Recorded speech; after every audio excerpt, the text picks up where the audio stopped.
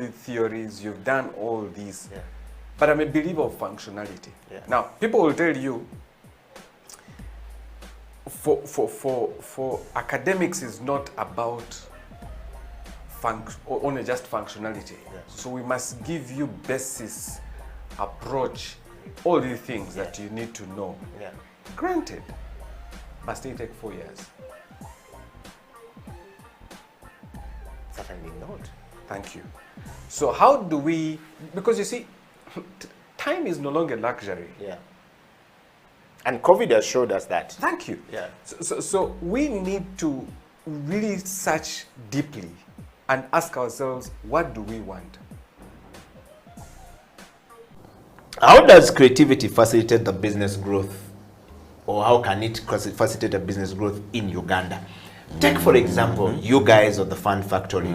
You started at the backyard of Kampala, and now you are in the city of Johannesburg, and, you know, springing out from there and going to the rest of Africa. Yes. And I'm sure soon enough, somebody's going to see you from Hollywood and say, these guys, Annington was here and was telling us how you're producing, you know, 14 different skits every single week. He says that we are the only group in the entire Africa who has managed to do this. Yeah, yeah, entire Africa. Yeah. And then in the world, I think it's only Fun Factory and Saturday Night Live that do a weekly sketch comedy show. Maybe somewhere in the Orientals, Japan, you know, but sketch comedy. New show every week. Every week. I think that contributes to why, you know, we worked out a formula. We've been working together for a long time. Yeah. We figured out each other's strengths, and we know I could be good, but I'm better when I'm with Dixon Zizinga. Yeah. Because I know exactly how I and him can gel well together and create something bigger than if he did a skit on his own. Yeah. So that tags into what I explained earlier. You know, creativity is there, harnessing it can be a problem. It is very easy to have Fun Factory and not to have a breakthrough till now.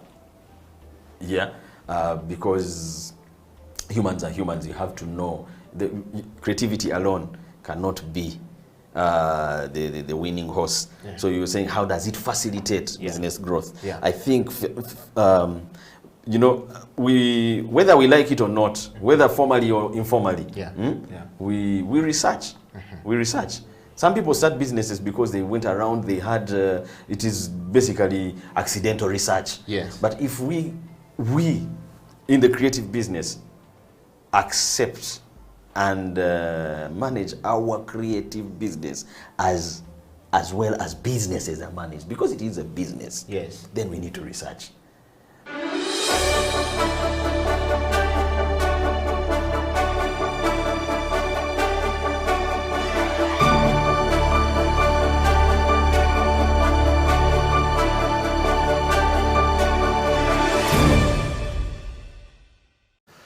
I never went to school to study business.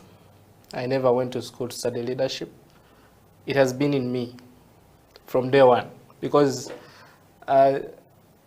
way back when I was still in school, when I was still in A-level actually, I used to, I had the love for business. Yeah. Because I remember that by that time, I used to do clothing. I started a clothing business. Yeah. And I used to organize tailors and then mobilize them, get contracts from schools, and be able to supply the uniforms to the schools. That was my journey in A-level. Okay. And then I did that up to my vacation. So when I went to campus, now I did my computer science bachelor's. Of course, the gene for business, the love for business and leadership was already in me. So I remember I went for internship somewhere, and from there I was able to now understand how the systems work, how business models in ICT work. You know, this is what the component we always lack. We always go to school, learn the technology, but then when it comes to the business part, many people miss out. Yeah. Yeah, so I was able to get that touch as a trainee, and immediately after doing my training, I started. Which organization was this? The organization by then was called Mara Group of Companies. Okay. And under that, we used to be under a company called RAPS.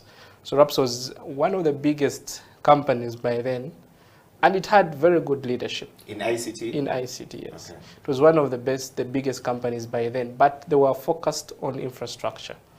Yes. So that is where I get the idea of infrastructure bit. And then I added on the cybersecurity later on.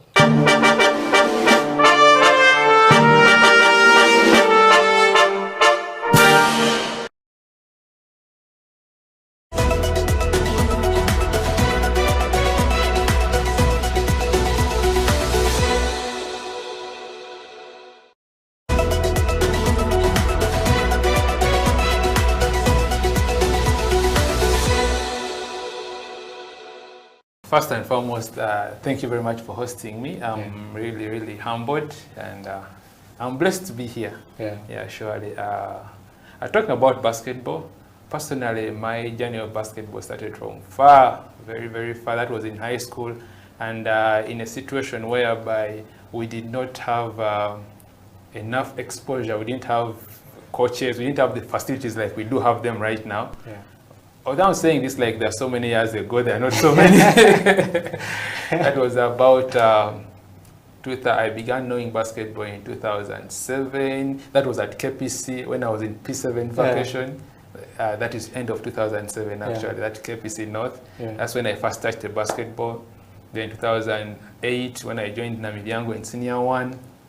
I saw people playing. Actually, the people whom I saw there playing and inspired me were Sally of, he played for Chambogo Warriors, if you remember him. The left-handed. Yes, and Omongin.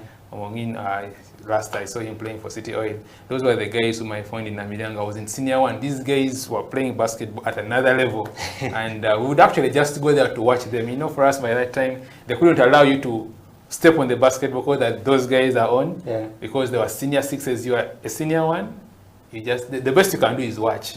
Other than that, you don't step there. But nonetheless, that's where I started. Beautifully, or I would say lucky for me, that when I was playing with those guys, once in a while when they could see me about midday 1, when the sun is very hot, when they are still resting and waiting to come. So when we would go to court and, you know, try a few shots here and there, and then they would come and they meet us, they would see what we are doing, and, you know, they would identify talent. I don't know if I can use that one. So, you know, one or another, they identified my talent. They realized I could at least throw in the ball. At any sport. They would just give it to me. Although I was weak, I didn't know how to bounce. They only told me one thing: throw in the ball. And throwing in the ball gave me an opportunity to play with them. When I was in Senior 1, Senior 2, but still, of course, I still had people who didn't believe in me, and it was challenging.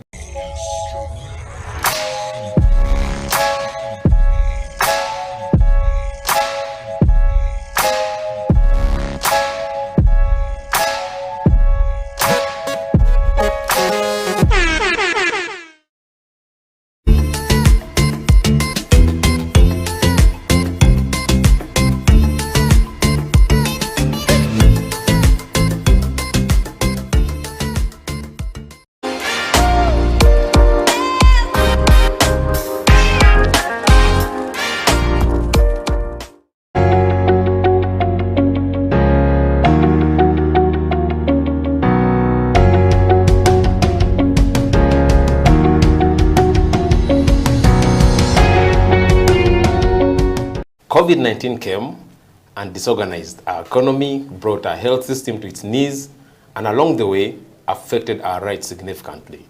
This is You and the Law, the COVID edition here on House of Talent Television. My name is Jonathan Ochom, your host. When it comes to the law, we basically live the law, you know, on a day-to-day basis, you know.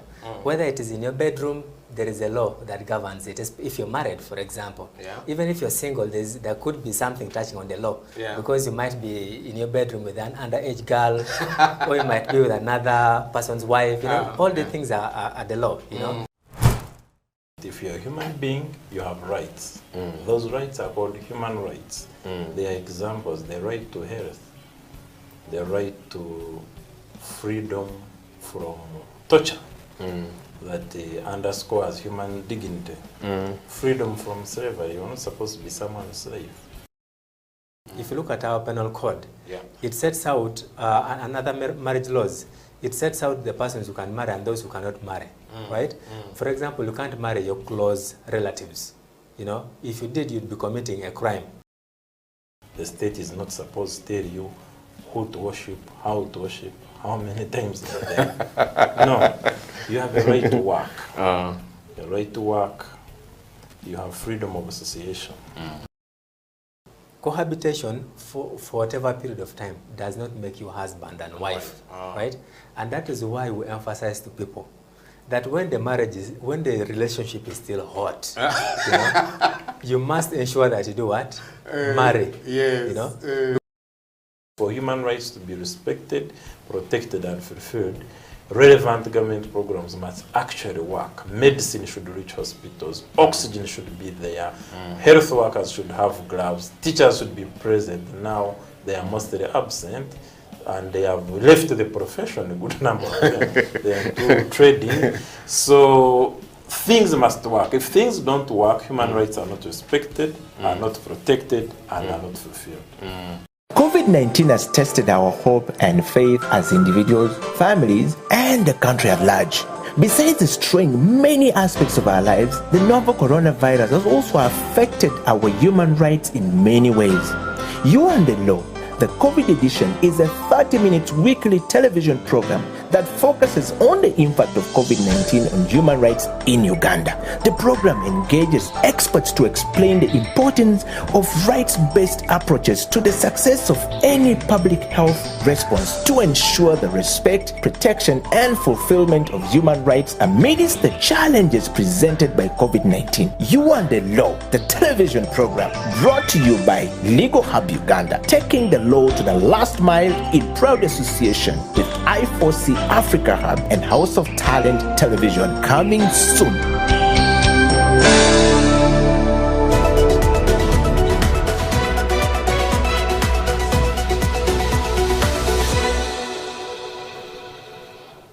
I'm a believer of functionality over form. Oh, yes. What will make you function as opposed to what form must you possess? Like you've done all the theories, you've done all these, but I'm a believer of functionality. Now, people will tell you, for academics is not about only just functionality. So we must give you basis, approach, all the things that you need to know. Granted, but still take 4 years. Certainly not. Thank you. So how do we, because you see, time is no longer luxury. And COVID has showed us that. Thank you. So we need to really search deeply and ask ourselves, what do we want? What do we want to achieve with this? And then how do we run the transformation? How do we change? And how do we manage change? I think for me, like I said, until it is painful, you can't.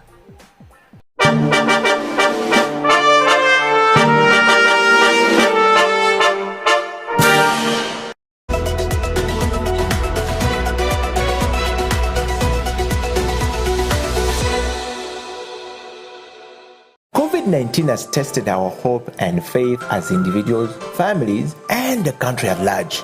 Besides destroying many aspects of our lives, the novel coronavirus has also affected our human rights in many ways. You and the Law, the COVID edition, is a 30-minute weekly television program that that focuses on the impact of COVID-19 on human rights in Uganda.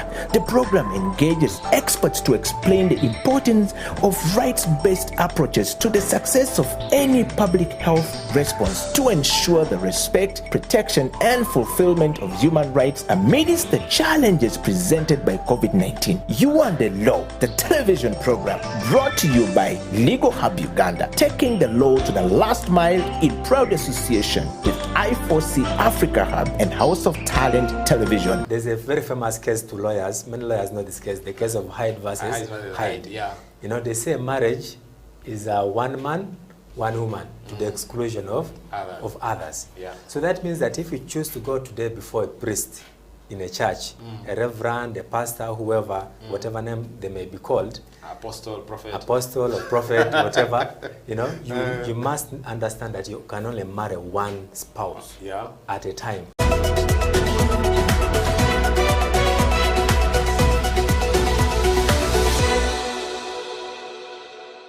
Hello, welcome to this edition of You and the Law.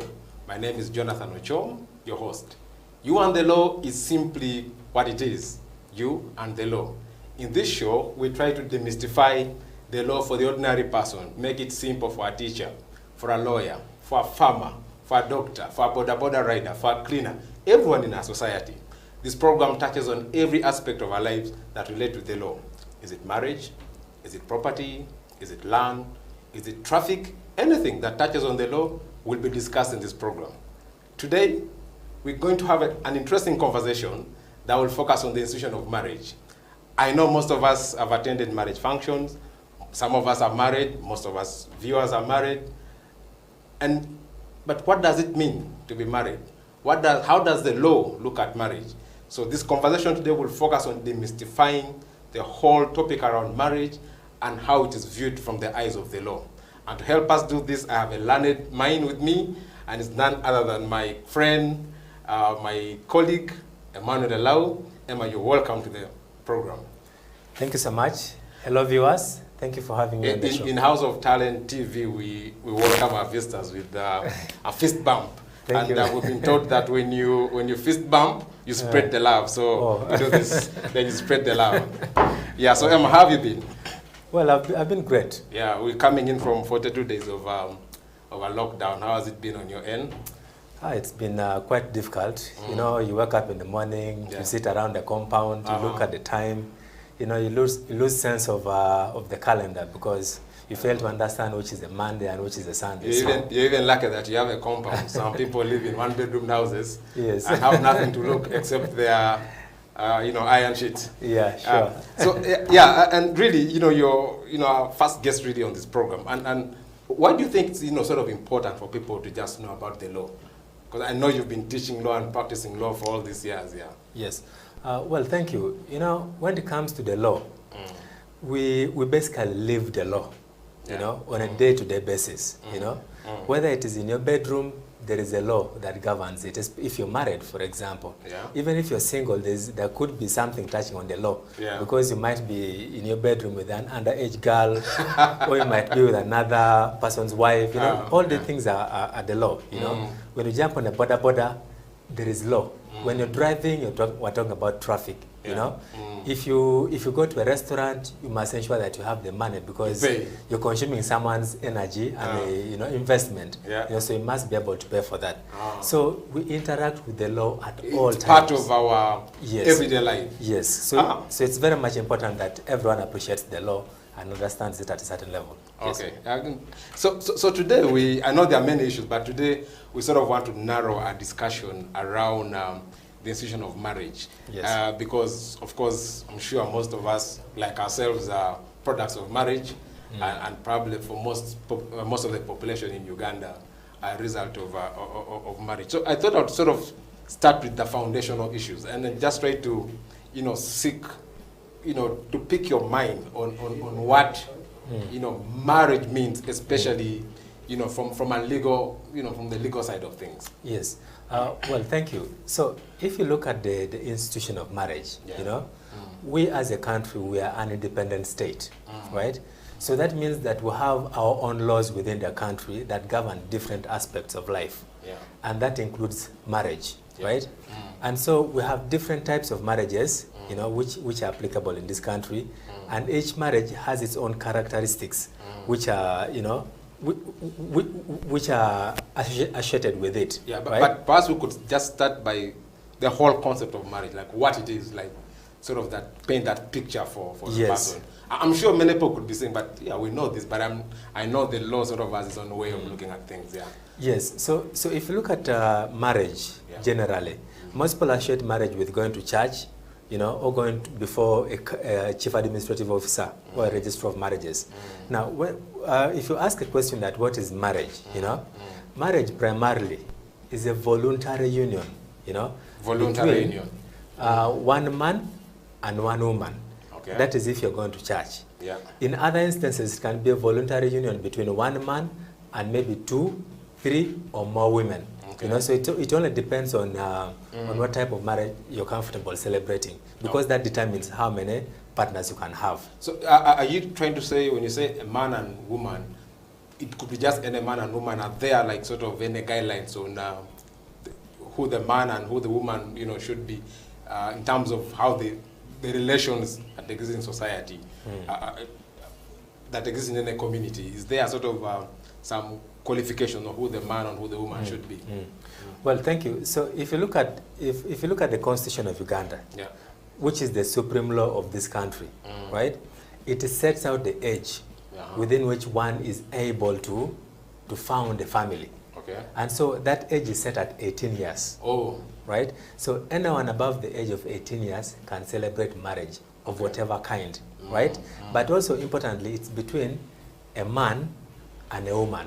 Okay. That's as per the laws in Uganda, right? So if you meet that threshold, then you're good to go. In terms Okay. of And celebrating. what of in terms of the people, like relations that exist within people? Because we hear that in some countries people can marry, you know, cousins or relatives. I don't know what's the situation in Uganda. Well, it is the same position here. If you look at our penal code, Yeah. it sets out another marriage laws. It sets out the persons who can marry and those who cannot marry, right? For example, you can't marry your close relatives. You know, if you did, you'd be committing a crime. You know, but of course, we know that in some parts of this country, maybe people could marry maybe close relatives. Yeah. But generally, the law does not permit Okay. you to marry, for example, your brother, your cousin. Oh. Yeah. Interesting. But I think even these aspects, even culturally, even without the law, I think our culture sort of have certain positions. Yes, On, yes. you know, you can't marry from this.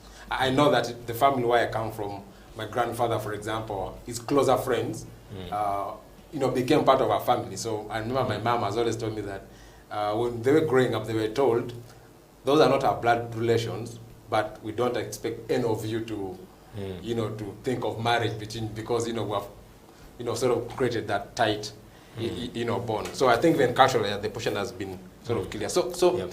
in your sort of introductory remarks, you talked about that there are different, you know, types of, you know, marriages. Yes. Because you said some people can marry up to 2, 3, even endless women. Others only require one. Maybe could you just run us through the different, you know, types of marriage that exist in Uganda? Okay, well, thank you. Like I said earlier, the most common form of marriage that people celebrate in Uganda is either church marriage, you know, or customary marriage. Okay. Now, You could just take, so what's the customary marriage essentially? so customary marriage is marriage which is celebrated according to the customs of a given place, Yeah. you know, most especially of the woman. So if you're marrying a lady, say from Teso or from Buganda, Yeah. you celebrate that marriage according to the cultures and the customs of the people in that particular area, right? So that is the customary marriage. And of course, the threshold is still the same. The lady and the man should be above 18 years. So what you're suggesting, because you talked about depending on the culture, so Yes. you're suggesting that the people from Teso have their own ways of doing it. People from Buganda, from Korea, and other parts of the country, it's based on that. They don't have like a uniform guideline. Exactly. There's no uniform guideline, so it is about the cultures in a given place. So like you've said, in Teso, you'll find that different practices when it comes to marriage.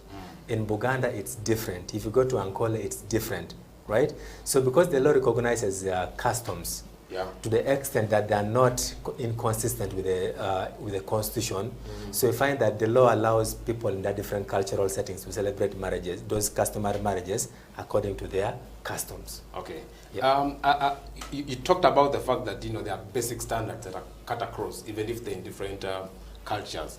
You mentioned age as one of them. Yes. What could be sort of the other cultural requirements in Uganda? Because I know there are things around payment of bride price in other areas. I don't know. Sort of, could you run us through salient features of of customary law in the context of marriage?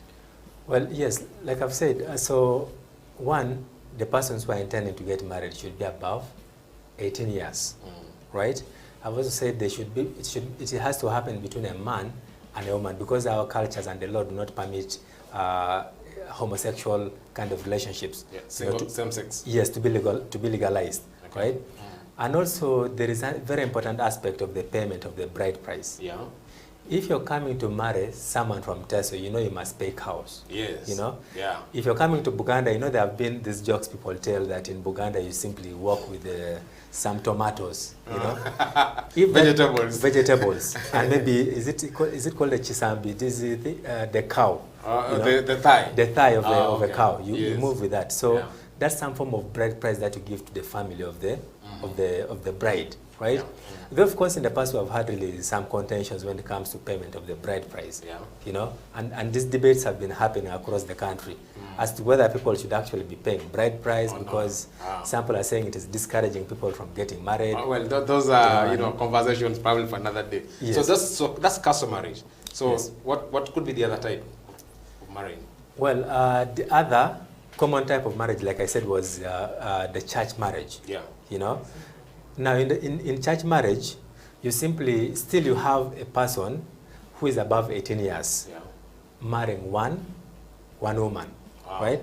Now, according to the definition, if you look at the legal definition of marriage, as brought from the UK, who were our colonizers anyway, there's a very famous case to lawyers. Many lawyers know this case, the case of Hyde versus Hyde. Yeah. They say marriage is one man, one woman, to the exclusion of others. Yeah. So that means that if you choose to go today before a priest in a church, a reverend, a pastor, whoever, whatever name they may be called, Apostle, prophet, or prophet, whatever, you must understand that you can only marry one spouse at a time. Oh, and so that's sort of different from the customary position. It's different. Yeah. With customary, for as long as you stay in that lane of customary marriage, you can marry 1, 2, 3, up to infinity.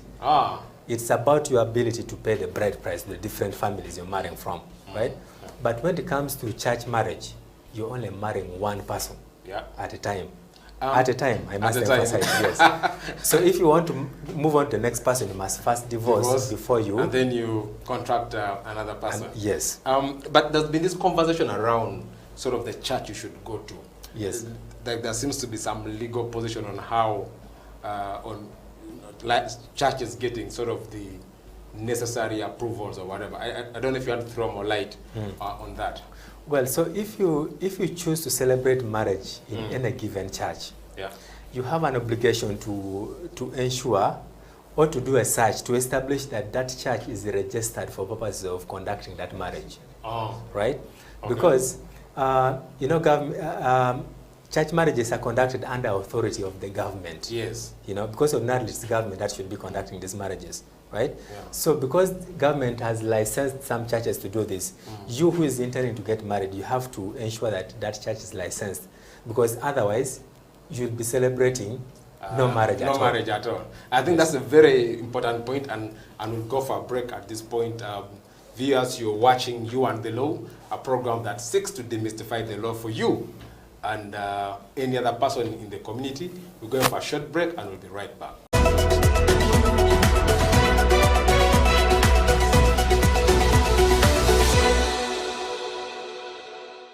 COVID-19 came and disorganized our economy, brought our health system to its knees, and along the way, affected our rights significantly. This is You and the Law, the COVID edition here on House of Talent Television. My name is Jonathan Ochom, your host. When it comes to the law, we basically live the law. you know, on a day-to-day basis, you know. Whether it is in your bedroom, there is a law that governs it. If you're married, for example, even if you're single, there could be something touching on the law, because you might be in your bedroom with an underage girl, or you might be with another person's wife, you know. All the things are the law, you know. If you're a human being, you have rights. Those rights are called human rights. They are examples: the right to health, the right to freedom from torture, that underscores human dignity. Freedom from slavery. You're not supposed to be someone's slave. If you look at our penal code, it sets out another marriage laws. It sets out the persons who can marry and those who cannot marry, right? For example, you can't marry your close relatives. You know, if you did, you'd be committing a crime. The state is not supposed to tell you who to worship, how to worship, how many times a day. No, you have a right to work. A right to work. You have freedom of association. Cohabitation for whatever period of time does not make you husband and wife, right? And that is why we emphasize to people that when the relationship is still hot, you know, you must ensure that you do what? Marry. Yes. You know? For human rights to be respected, protected, and fulfilled, relevant government programs must actually work. Medicine should reach hospitals, oxygen should be there, health workers should have gloves, teachers should be present. Now they are mostly absent, and they have left the profession, a good number of them. They are into trading. So things must work. If things don't work, human rights are not respected, are not protected, and are not fulfilled. COVID-19 has tested our hope and faith as individuals, families, and the country at large. Besides destroying many aspects of our lives, the novel coronavirus has also affected our human rights in many ways. You and the Law, the COVID edition, is a 30-minute weekly television program that focuses on the impact of COVID-19 on human rights in Uganda. The program engages experts to explain the importance of rights-based approaches to the success of any public health response to ensure the respect, protection, and fulfillment of human rights amidst the challenges presented by COVID-19. You and the Law, the television program, brought to you by Legal Hub Uganda, taking the law to the last mile in proud association with I4C Africa Hub and House of Talent Television.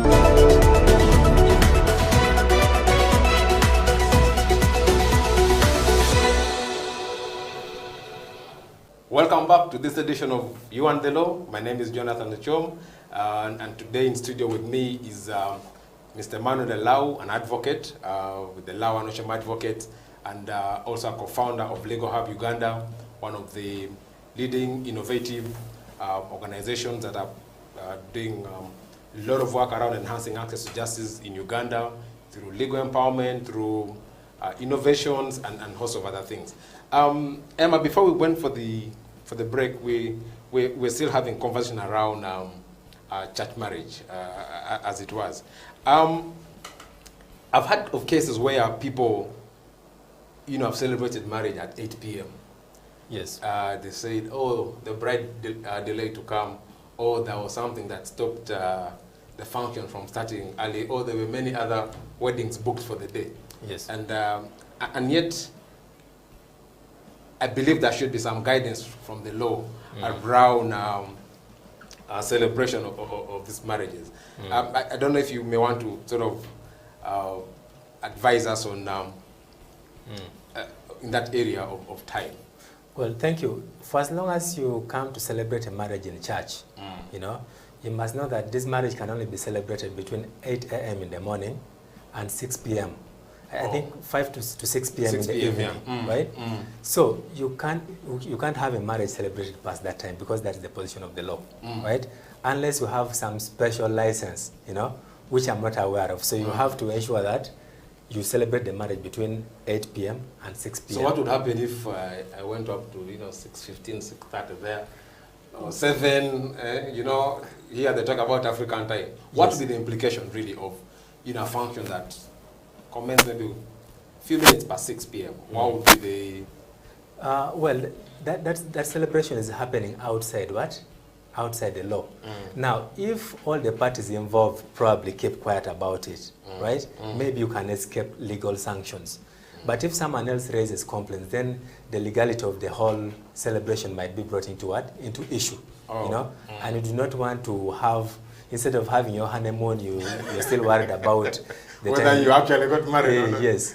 So I mean, you have to ensure that you really do it on time. Viewers, I hope you're picking this up, that, you know, ensure that by 5:30, 5:45, you know, you're done, just to be sure that you know, you don't spill over to, you know, any minute past 6, because that would, you know, raise a number of issues, could affect the validity of your marriage. And then there's been a controversial issue, Emma, that has been reported in the media around registration of these marriages. Yes. There was a time the newspapers were awash with the story that most of the most marriages had not been, you know, filed. They had not been submitted to the government. Yes. Could you sort of run us through the, you know, those requirements? You know, after the wedding, does it just end there? And who's responsible for what? The moment you know, celebrated, you know, said our vows, been issued the certificate, does it just end at that, or there are sort of some protocols that follow after that? Well, thank you. So what happens is, once you have celebrated marriage, if it is customary marriage, for example, you, the parties who have gotten married, have the obligation to go to URISB, which is the Uganda Registration Services Bureau, you know, to register that marriage. If you do not do so, then there could be sanctions. You could be penalized. You could be fined, you know. And of course, I'm aware many people actually don't register these marriages. The customary marriages. The customary marriages. Now, when it comes to the church marriage, the church, first of all, is licensed by government to conduct those marriages. Okay. So each marriage that they conduct, they have to ensure that they account, you know, by registering the same. That this year we did 100 marriages. This is the record. Yes, so they should have some sort of returns, you know, to the government to show that they have celebrated such and such number of marriages and these are the people, you know. So in most cases you find that if you have celebrated a marriage from a church which is not recognized or not licensed, they never actually go and register these marriages because in the first place they don't have the authority to do this. So that's why they end up hiding behind, you know, until one time maybe one of the parties dies, you know. Then the issue of the marriage existing comes up. Or one of the parties wants to opt out of the marriage. Exactly. You know, so they come up and say that this marriage, you know, so you need to ensure that the church is correct and is doing its things the right way. Yeah. So Emma, you in your discussion you made reference to the office of the chief administrative officer and their sort of their role in marriage. I'm imagining you're trying to tell us about another type of marriage. Could you sort of? Yes. Yeah.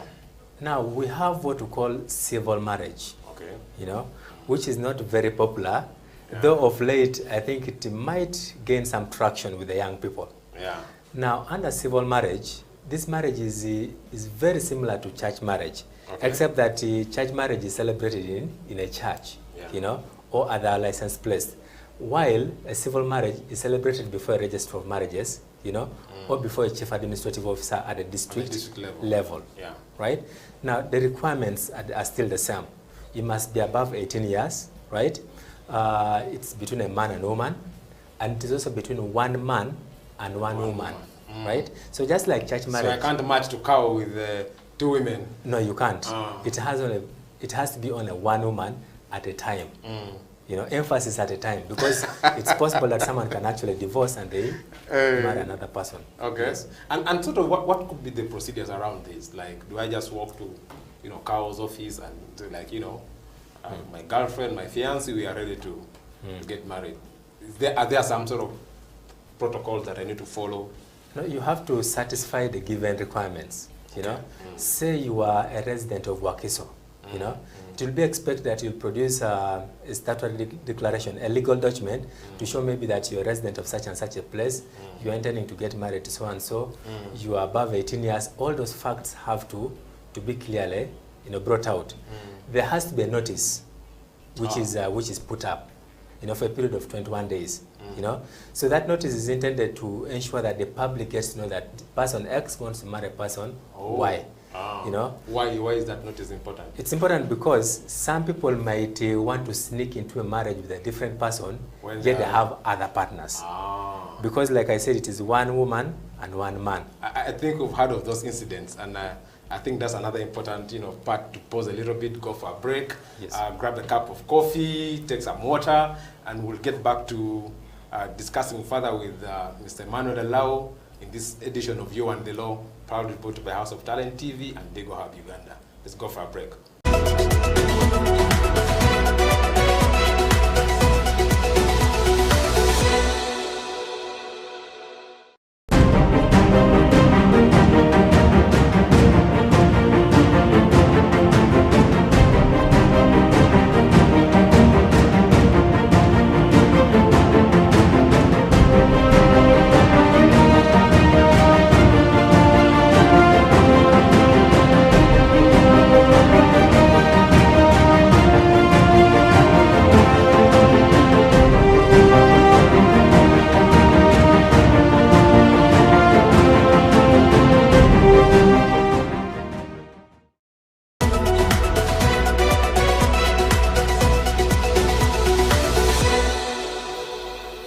Welcome back to You and the Law here on House of Talent Television. My name is Jonathan Ochom, your host, and today we are privileged to have Emmanuel Elau, an advocate and a law lecturer, take us through a very important discussion around marriage. We're here exploring the various types of marriages in Uganda, what makes a marriage valid, the requirements for marriage, among other things. Emma, we sort of went on a break at the point when we were discussing the civil marriages, and you talked about the fact that they have the same requirements as other marriages, only that this time they take place at the office of the Chief Administrative Officer, what we normally know as CAO, and then or at the marriage registry here at the Uganda Registration Services Bureau. So I'm sure that the we've talked about the civil marriage, talked about customary, we've talked about the Christian marriages or the church marriages. So what happens to some, viewers who may not subscribe to the, Christian faith? What options do they have? So, for example, our Muslim brothers and sisters, Yes. How are they catered for in the context of marriage? Okay, well, thank you. So when look at this from the aspect of religion, for example, customary marriage cuts across whether you're Muslim and a Muslim or whatever you may choose to marry customarily. But also, if you're strictly a Muslim and you want to celebrate according to your religious beliefs, then you're catered for as well under the law, because we have what we call Islamic marriages. Okay. Right? So Islamic marriages, just like it sounds, it is celebrated by Muslims, people who subscribe to the Islamic religion, and therefore the Islamic laws with respect to marriage. And of course, we've had people, we've had a bit of a debate sometimes around Islamic marriage, especially with respect to the number of wives that someone can marry. Yes. Yeah. So in Islam, you can marry as many as 4 wives. Oh, that's the ceiling. That's the ceiling. Okay. I don't know if there's a scientific justification for, sealing it at 4. Well, those are matters of religion. Yes. but legally, they could marry up to 4. Up to 4 wives. Also, they can opt for one if it's all. Well, you could, yeah. Okay. Some Muslims nowadays only marry one woman, or they could stop at 2. It's really a matter of question. It's not a mandatory. It's not mandatory. Ah, okay. Yeah, so you could choose to go to the maximum or stay at 1. So if you want to marry any other beyond that, you'd have to divorce one of the 4 to create space. To create space. Yes. The same way we unblock people, block people on Facebook and yes. To create space for a new follower. Yes, exactly. So the other requirements also fall into play. For example, it has to be between a man and a woman. Which man and woman, or women, which man or woman should as well be above 18 years. Because we follow the supreme law. Which is the Constitution. Which is the Constitution. Because I think under Islamic law, I think 16 is permissible. I was reading something along those lines. There could be those debates. Even culturally, Yeah. you've heard of these things in the rural areas. Even today, some people are marrying off girls as early as 13 years or even 12 or 14. Yeah. So the Constitution set those minimums that everyone must subscribe to or must follow. Regardless of your religious inclinations. Yeah. So That's the Islamic marriage that Muslims can celebrate. Okay. There's this conversation, when you talk about customary marriage, you made reference to dowry, but you've talked about civil marriage, you've talked about church or Christian marriage, and you haven't sort of made any reference to bride price. Are you suggesting that for a church marriage to happen, there's no need for bride price, or for a civil marriage to happen, for example, there's no need for bride price? Well, thank you. Now, you know, the question you're asking brings us to the wider debate about bride price, generally, you know. So if you're going to marry in church as well, doesn't mean that you're not supposed to pay what? Bride price. You get. In fact, in this country, personally, I believe that sometimes it's a wastage of resources in a way. Because if you get married customarily, you know, oftentimes before you go and marry in church, these people have already celebrated customary marriage. Yes. As a requirement of sorts. Of culture. Yes, of culture. But is it necessary to have the two functions?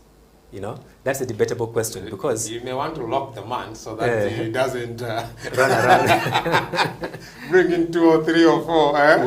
Yeah. So if you have your things set out very clearly, you could actually simply agree on the bride price. You pay the bride price, and then you go and celebrate the marriage in what? In the church. You know.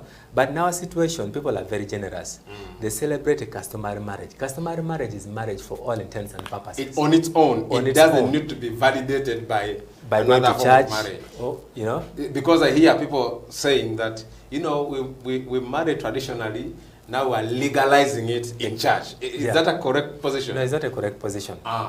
Customary marriage is legal in its own way. In its own right. It doesn't have to be supported by another form of marriage. Exactly. You know? But because oftentimes people want to ensure that the man does not go on marrying other wives. Because or for faith reasons. Or maybe for spiritual reasons, faith or whatever, someone then can choose to go to church. Okay. So going to church is, we could say... So basically we marry twice? We marry twice. Which for me I think is a wastage of resources. You know, because you spend a lot of money introducing and then again go to church. That could be a very unpopular view, especially most likely among our sisters and stuff like that. Yeah. And parents also. Yes. But now if you apply the same to the civil marriages as well, civil marriages as well, somehow because of our settings as a country and the customary laws and all that, people still celebrate customary marriage, then they go on to celebrate a civil marriage, which is also still a wastage of what? Of resources. Unless you want to ensure that the man doesn't marry more than one. So basically, Emma, what you're suggesting, that it's possible for a man and a woman to go to church or to go to a marriage registry and get married without actually having paid bride price from a legal angle. Yeah, you know, there was a case, you know, which discussed the issue of bride price. So it's no longer mandatory, right? So this question is now left to the parents of the bride. You get? If the parents of the bride are saying that for us, we have brought up our daughter and we are giving her to you as a matter of love, then you can celebrate a marriage without necessarily having to do a customary marriage. Or you can just do a customary marriage and leave it at that. Yes. Or you can choose to go to church and do it just like that. Yes. So that could happen. As long as the parents have given their blessings, you know, anything can happen. In fact, with a civil marriage, it's even much, much easier. You know, with a civil marriage, you simply need to walk to the registry. Husband and wife and their 2 witnesses. Potential husband and wife. Yes, or rather, exactly. So you go with your 2 witnesses. So you could fit in one car and go and celebrate what? A marriage. So you can save all this convoy. Exactly. Blah, blah, blah. You know. Okay, interesting. But of course today, because of the COVID situation and the limitations on the numbers, is it 20 for marriage? You find that now people are getting to understand that it's actually possible to have a marriage in church with a lesser number of people. 10 people. And you all fit in one taxi, you go have lunch. And the law recognizes this marriage. Exactly. So it's not a question of the big function, a big 10, 200 people, no. That is just a bonus. That is a bonus. Social, not legal at all. Yeah, it's really. So we've talked about, you know, our customary position, you know, church, about civil, about the Islamic. but I know that sort of in Uganda we have other people who don't necessarily profess any of these, faiths. And so, for example, we have a huge community, Asian community in the country, and I don't know sort of how they are covered. Let's assume I'm Hindu or whatever, any other faith. What options exist for me? Well, yeah, I think you brought up, that's a good question. Now, if you consider the Hindus, because they have been here for quite a while, the law also recognizes the Hindu marriages. Okay. You get? So basically, people who have come from out of the country and have settled here. Yes, from the Indian community, sort of origin, mostly, yeah. yes. So they're recognized, and they also do celebrate that marriage under the Hindu marriage laws, which are also recognized in this country. Okay. But of course, this is not a bit popular. I think not many people know about it. Perhaps there are few. Yeah, because I think it's mostly done internally by that community. So many of us are not really so much exposed to it, but the law recognizes their marriages as well. Okay. For as long as they also meet the same thresholds, that the person is above 18 years, it's between a man and a woman, and things like that, so they could as well celebrate. There's another sort of question along those areas of faith. So for example, what happens if the husband or the man is Muslim, the woman is Christian, or like they're different faiths, and they want to, celebrate? What is sort of the legal requirement around this? So for example, if the husband is Catholic and the woman is born again or Anglican, and then sort of they're going to, how would they choose? What does the law say around that issue of multi-faith sort of marriages? What would they do? Is it a must that all of us should be, of this faith in order to celebrate marriage under that arrangement? Or there's must both of us be Muslims, for example, for us to celebrate an Islamic marriage, or must both of us be Christians for us to celebrate a church marriage? Sort of what is the legal guidance in that area? Well, thank you. So you find that those scenarios have actually arisen so much. So you find that the nitty-gritties are left to the church leadership in the different faith or in the different sects that we have in the country. So you find that I think up to some point the Catholic Church was rigid, on that aspect, that both of you had to be Catholics to celebrate that marriage. I think you'd have to go through baptism and all the... Yes, confirmation and all that process to first become a Catholic in order to... celebrate. But the positions have since changed, right? But those are not legal positions. They're not legal positions. It's just the church's own guidelines internally, because, issues do with faith. You can't so much go into them. But, so yeah, that's the position. So that position has since then relaxed. But under the law, is it okay if only one person professes a particular faith? It's okay. So it doesn't matter that both of you should be... Yeah. Okay. As long as the church or the sect you belong to doesn't block, because sometimes they could seek for whatever reasons too. And now the last question for today is this whole discussion around cohabitation, because some people have lived together for many years and then concluded conveniently that this is my wife. You find them introducing to their friends that, this is my husband, and yet they have not celebrated any of this. Could you sort of just clear the air on that? Does cohabiting sort of in some way amount to a certain form of marriage? Well, that's a very important question as well. Now, cohabitation can never qualify as a marriage for all intents and purposes. Regardless of how many years? Regardless. You can have grandchildren, but still your girlfriend or boyfriend to somebody. Old friend and old... Could be. Old friend, So, cohabitation for whatever period of time does not make you husband and wife, right? And that is why we emphasize to people that when the relationship is still hot, you must ensure that you do what? Marry. Yes. Because it doesn't matter.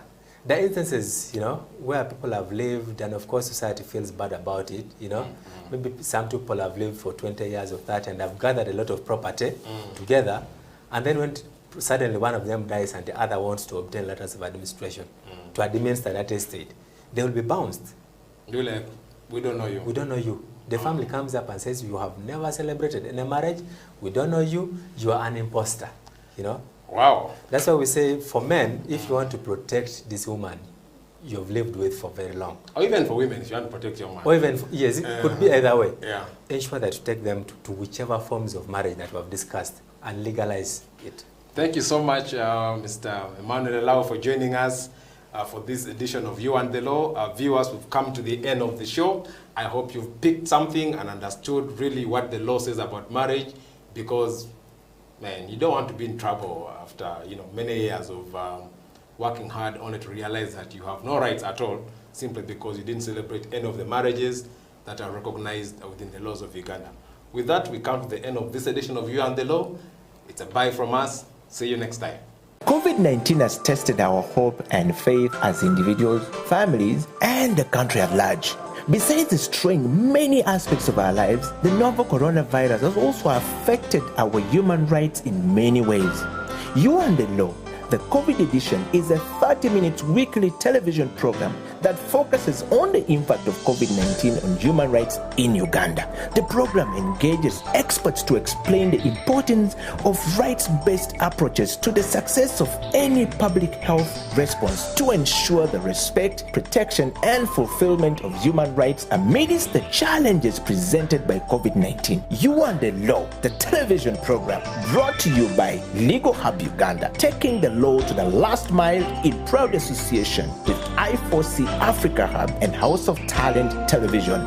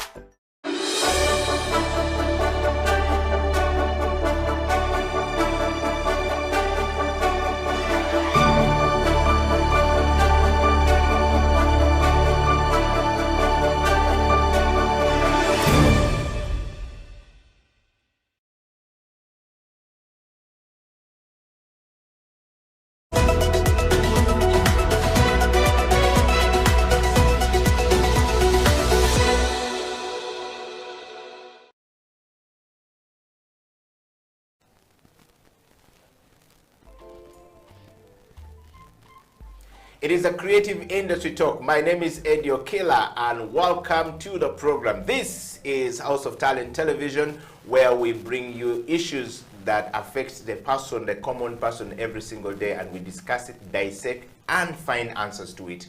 The Creative Industry Talk is a program that brings together the creative brains, a platform for every one of us to be able to think creatively, to discuss issues that affect us, but of course, discuss the products that we have in the market. How do we work with this? How do we create prices here, there, and what, those things.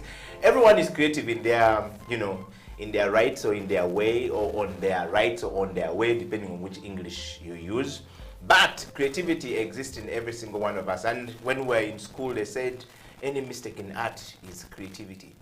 So we were always taught the same, and the products we have in the market is meant to solve the problem. But are we looking at it that way? Do we make things look that way, or do we think creatively in every process that we have? To discuss this today on the program is the one and only David Okwi. Is the founder and the shop manager of Oduka Stores. We still don't understand why he called himself the shop manager, but perhaps today we are going to understand this on the show. David, welcome to the program. Here we spread love like this. You need to do it correct. Yes. I love it. Yes. Welcome to the program, David. Thank you, Okila, for hosting me. Great. And we want to start from a lighter note, David, by first of all knowing you. Who is David Okwi in a nutshell? Where do you come from? What are you? Are you Ugandan? If yes, what are the values that define you as Ugandan? Yeah, first of all, I will best describe myself as an internet entrepreneur. Yeah. That is as short as it can be. Yes. Yes. Yeah, I live and breathe the internet, and my livelihood solely comes from the internet. Yeah. Wow. David, talking of the internet, living and breathing internet, growing up, where and which part of this country do you hail from? So I grew up from Jinja, along the shores of the River Nile. Yes, just you know where the new bridge is? Yes, you know that industry there? Yes. Nitel. Yes. Did you use Nitel bedsheets? All through, in even uniforms for high schools, we were used to wear Nitel. Yes. Yes. It's an incredible industry. So my dad used to work there, and used to stay around the estate just close to the industry. And yeah, I think I went once to swim on the river, riverbanks. Where the hydroelectricity is produced, David? On this side. Commit suicide? No, it was on this side of the reservoir. You know Yes. where there is that lot of water. Yes. So the water is kind of still, it doesn't move very fast, and so at the riverbanks you can actually swim. Okay. Yeah.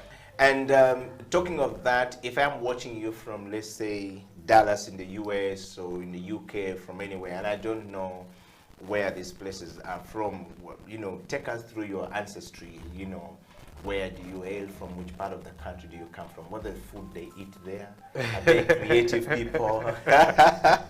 Do they dig creatively or preserve food creatively? Which part of this? What is your ancestry like? If you take us through it. So Manita, so my dad is from I'm from Komi. My mom is from Kapchora, around Sipi Falls.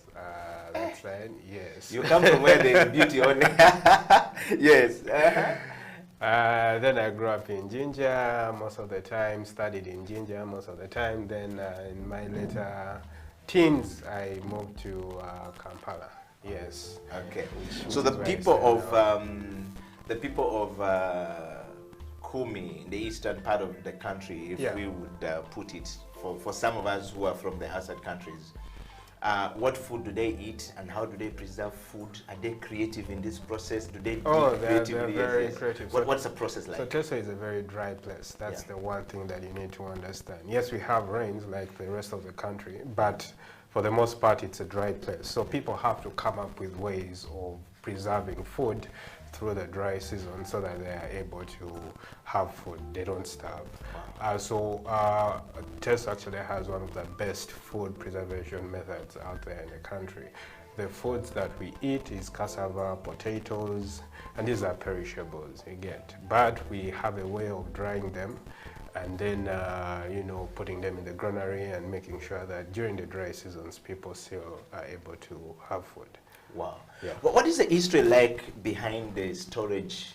I mean, somebody must have, of course, thought about the creative process of keeping the food for this longer period of time. I once was in Canada, and I realized that in Canada they preserve food for 6 months in the fridge during the cold season. Yeah. 6 months in the fridge. Yeah. And that in Africa would be something else.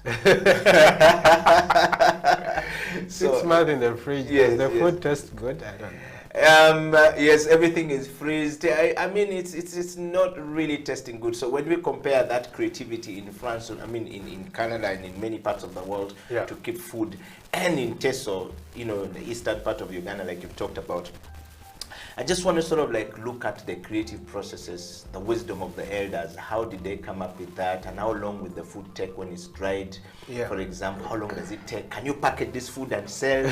How do you sort of like go about So this? I don't stay much in the village, but I've been there for some long periods of time, and I've learned from like my parents and my uncles and stuff.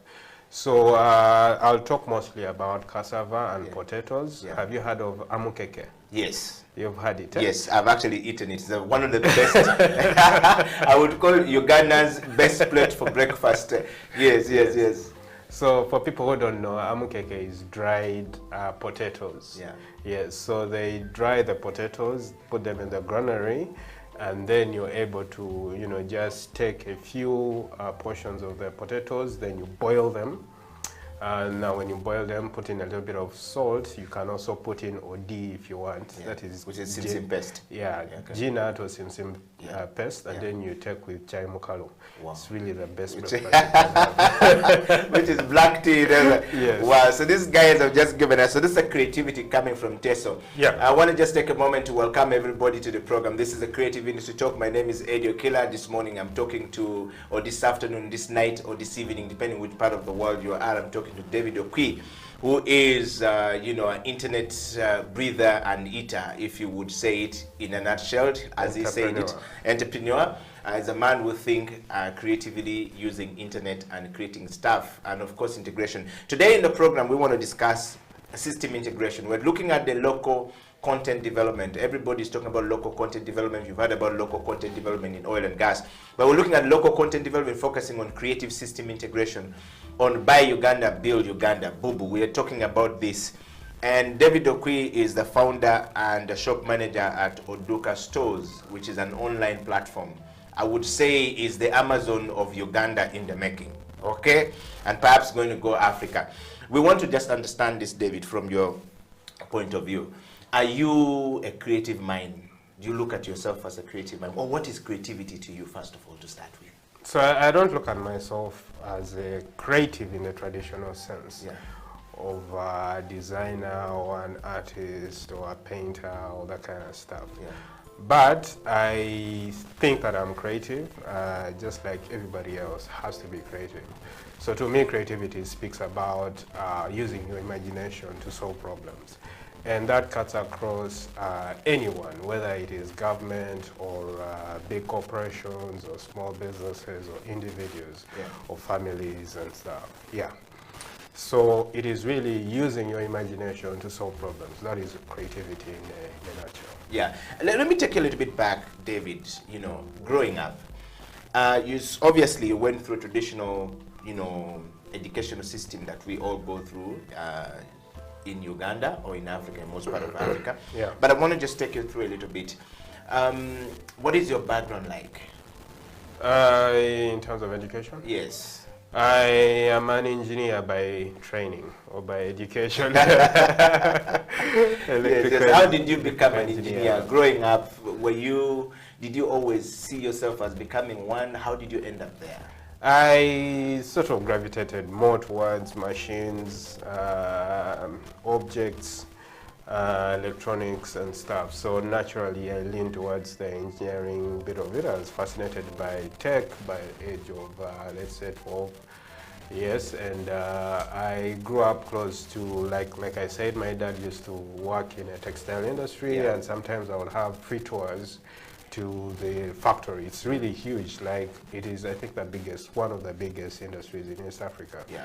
So I would move around. It's like, I don't know, maybe 5 football pitches.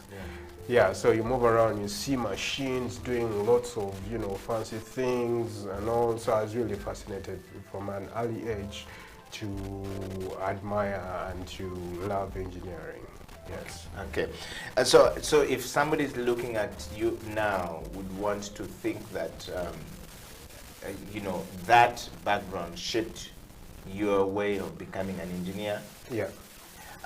How did your parents look at it when you're growing up? Normally parents are very fascinated with certain things they want their children to do, or a certain way they want their children to become. What was like with your parents, your mother and father, when you decided to gravitate toward maths, physics and all these things? Yeah, but my dad is an open-minded person. You literally just do whatever you want and whatever that you're really good at, and he's just there to pay the school fees. You probably had the easiest, most, you know, adorable dad. Yes. Not like ours. Some of us were always told you have to be a certain thing in life, and if you're not, it's a problem. Yeah. You know, and some were caned. Some of us who were left-handed, our hands were tied on the neck so that we can become right-handed. Wow. Yeah, so there are quite a lot of things that goes in there. Yeah. So David, growing up as a creative person, from the way we looked at you, you were more leaned toward tech from a very young person age. Let's talk about, did you ever make wired cars? Yeah. In the pursuit of becoming an engineer and stuff like that? Absolutely. Yeah. Also, everyone in an estate that I grew up in, literally the boys Yes. and the girls as well, they literally, everyone made their own toys using, these wires. Yeah. Yeah. So we'll go to, these fences that are made from green wires. Yeah, we'll screw that up, unscrew it, and then break the wires, and then use rubber. Yeah, tie it together, then use slippers, the slippers? Yes. Cut the hole in the to make the tire. Yeah, cut the hole, make the tire, and then there you go with your car. And they will really be strong. You could actually use them to fetch water, using these 5-liter jerrycans. Wow. So the creativity in Africa sprang from way back when we were children. The only thing is that our education system sort of like, cut that off our head when we started going to nursery school and primary school, and things changed. And some of us were never, good at becoming a creative person at some point, or some of us never made it. But the likes of Daudi Okwi, as we call him, have definitely been able to pursue that career and be where they are today. So David, we're talking about, you're on the creative industry talk, and we're talking about Buy Uganda, Build Uganda. We defined creativity from your perspective, but I want to just ask you, to you typically, what is the process of a person being creative? What is the process? The process starts with a problem. Yeah. Look at the problem that you're trying to solve, and then find ways of solving that problem in the most cost-effective way possible, using the materials, using the skills that you already possess. So if you're working with people, you have to organize people around you to come together to solve a common problem. Okay. And when we talk about creativity from a point of creating a product, and or a brand or a product, you obviously have been into the process of creating one for yourself. Yes. And you have one in the process. Typically, take us through that.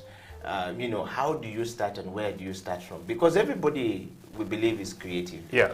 But the level of creativity varies. Some are very intuitive in their process. Others are very, slow in their process. Some people need a kickstart at the back, and you just kick them up and they start waking up and they start doing it by making life hard for them. Like COVID-19 came and gave some of us a butt kick, and we're doing it. Yeah. And some just do it easily. But to you, did it come just naturally, easily? Yeah, I like how you described it.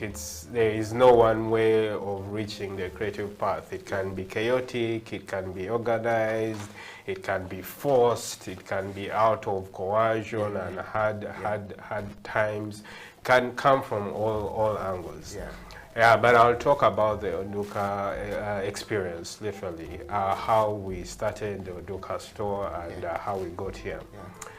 We started right before lockdown in 2020, just when the coronavirus had started. At that time, online shopping was still something that was taking off. Some people would do online shopping, others wouldn't. But when the coronavirus came, we didn't start a Oduka store because of the coronavirus, but it found us. Yes, it found us right at the beginning of the incubation. But so how we started, how we approached the problem is that, okay, we realized there's a lockdown, there's a restriction in movement, people couldn't go through shops, and we decided to launch the store online mostly. We had a physical store, but we said let's concentrate online first. And then when you launch an online store, there are basically a number of things that you have to nail.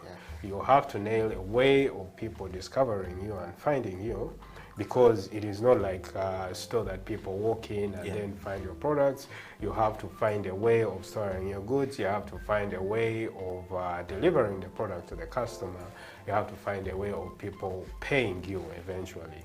And then you have to find a way of managing customer relations or customer care. So we had all these facets, and we needed to bring them together and put them in a product or a service that could work in this market at that time. So COVID helped us in a way because it accelerated the trend towards online shopping. For the very first time, some people made an order online for the very first time. Yes, not because they wanted. Because COVID gave them a kick. Because, as you said, the creative process, that kick, you know, it forced them to make purchases online for the very first time. And when you do this something for the very first time and it works, it becomes a part of you. You say, oh, okay, this thing actually works. And then before you know it, it becomes a lifestyle, it becomes the norm, it becomes the new normal. You realize, this is how it should work. It should have been this way all along. Wow. So, yes, the hard times accelerated our creativity as well. And it helped us reach that goal. Yes, so we just had to play around with delivery, make sure that the product reaches the customer as early as possible, make sure that we had convenient payment methods. You could either pay cash on delivery or you could use mobile money. So we had very flexible payment methods that were convenient to the customer. We were not rigid at all. So yeah, that's how it worked for them. Wow. Well, you're hearing David Okwi right here on the Creative Industry Talk. We're going to take a break, and when we come back, we will dive into the discussion of, local content development, focusing on Buy Uganda, Build Uganda. David will define that, his understanding of that a little bit, but then we dive into our main discussion today, which is system integration. He's talked about mobile money and his system and how it works and how they started. We want to know, how do you integrate all of these things together, and how can we, the creative people who create products like David, begin to use the system and integrate the system to be able to, sell products without you having to go there? Should coronavirus continue? Should we go into another lockdown? How do you deal with it? Stay right there. I'll be right back after the break. This is Creative Industry Talk. Eddie Okello, David Okwi. We'll be right back after the break.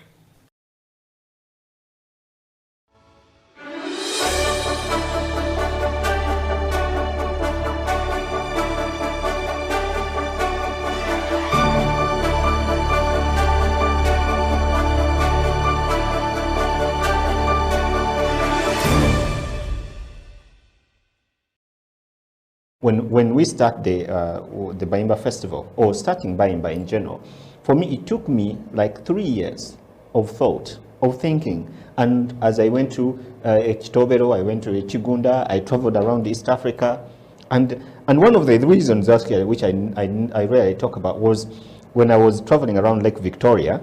I was doing a documentary about the lives of the people who live around the LVB, the Lake Victoria Basin. Yes. I went to Kisumu, I went to Mwanza, and I realized actually all these people have so much in common, but they know little about each other. Yeah. Yet they are all surviving on this same lake. Yes. So for me it was very interesting to kind of also brought back like the arts are the same. Mm-hmm. The arts were the same because we realized that we are all feeding onto each other. The musicians, the theater, the dance, the painters, and the writers. But we all had our own ways. We were separate, everyone is doing their own thing. And I think bringing them together in one place was a creative process to kind of cultivate that space that was missing.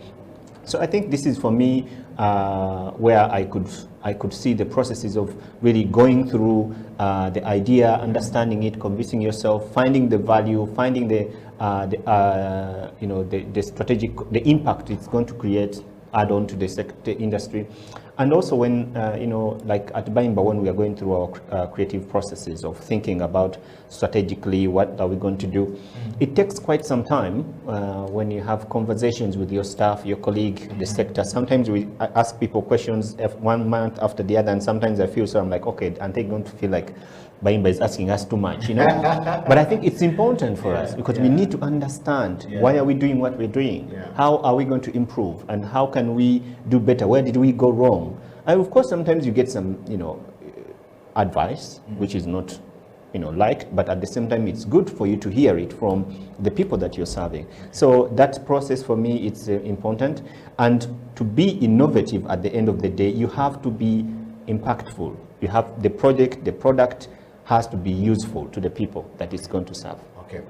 Faisal, fear is the greatest enemy of innovation. Yeah. And quite often, most people start the thinking to create something. The innovation of, I want to innovate something, they think I want to innovate this kind of solution. And most times, somebody asks and says, do you have the money to start this thing? Do you know this takes a lot of money to do this? And before we know it, we shelve the idea and we don't do something about it. Yeah. How do we overcome that, given your experience from going around the Lake Victoria basins, the 3 years of trying to create Bayimba, and who was, by the way, funding you? Because that's another problem that we often have. The fear of not having the money will kill the innovation. You can stay with something which is very good for so long just because you don't have the money, or you don't know how to go about it, or you fear you will fail. Yeah, I think I'm a student of failure, and I think it's very important as innovators to study failure, because it's a very good beginning of building courage. Okay. If you don't fail, then you can't be stronger. And people can tell you that the first Bayimba was a failure, and it was a big lesson for me because I totally failed. You know, my friend told me, I'll not mention him, he told me, Faisal, this brand is dead. Because, and I was like, yeah, you're right, but I'll prove you wrong.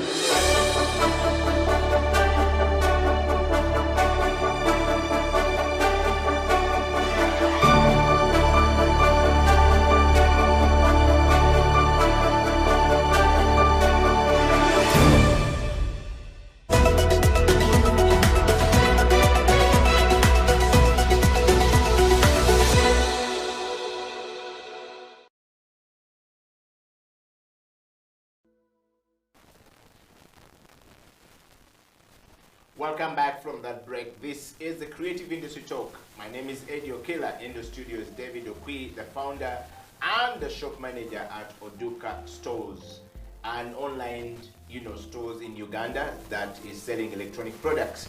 And of course, he's on the show today to discuss Buy Uganda, Build Uganda. We are focusing on local content production, but we're gonna gear our production, rather our discussion towards, system integration. You've heard from David, how they've created the Oduka and how they were able to sell things online, and some Ugandans being able to order things for the first time online. And if you're one of those, we want to hear from you. What was your experience like? Share it with us far and wide. We'd like to hear from you. David, welcome back to the program.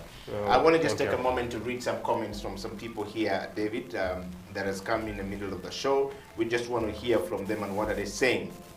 I'll start first with a gentleman here and says, that's my OB from Namelyango, David Okwi, has always been a young man who is creating things and trying things. Thanks, kudos, David. And I have another one here saying, Eddie Okila, thank you very much for bringing David Okwi to the show. He's always been a very creative mind. He's a brilliant mind in the IT world. I think we need to harness people like David on that, topic of system integration. I want to ask David, how did you start creating your own product and bringing your own product out? How did it work? I know you've shared a bit about it, but it's not easy, man, trying something new. David, you've had that coming out there for you. And another person says, Eddie Okila, thank you very much for the program. I would like to know how Ugandans are using technology to harness the new normal of COVID-19 going forward. I know you talk about Buy Uganda, Build Uganda, but sometimes Ugandans' products are so weak that when you see them on the shelf versus the one that is brought from China, you better not going for the one from China. I think, David, we've discussed this before. Yeah. Yes, and of course, how we're talking about it. That basically launches us to our discussion today, David. Yeah. Buy Uganda, Build Uganda. We've been talking about this, and everybody's talking about local content. In the oil and gas, they're talking about local content. Right. Now, what is local content development to you? Okay. So I'll start with somebody said that Africa is the only continent that produces what it doesn't consume and consumes what it doesn't produce. Yes. Uh-huh. It's a very there's truth in it, actually. And that is what we want to change, or what we should change with Bubo. In essence, we should be consuming what we produce and produce what we consume, not the other way around. You don't produce stuff, send it to China, you know, creates a product out of it and sells back to you, and you're not really creating enough value out of your raw materials, right? Yes.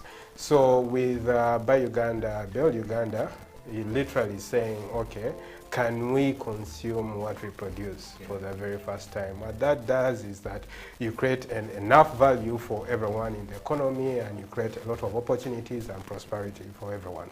Wow. Wow, but you heard it from David. And David, we want to just, you know, just a moment to tell everybody, if you're having a problem with your internet, you know, streaming on Facebook or you know, go to our website, www.houseoftalentuganda.com, or go to our YouTube, House of Talent TV, and you'll be able to have no problem at all as government of Uganda continue to negotiate its way with Facebook. Sometimes it can be very disturbing. So for all of you guys, we're live on Facebook, on Twitter. We're live on our own website, okay, www.houseoftalentug.com, or you go to YouTube, subscribe, share it far and wide. David, that's a nice you know, description of that.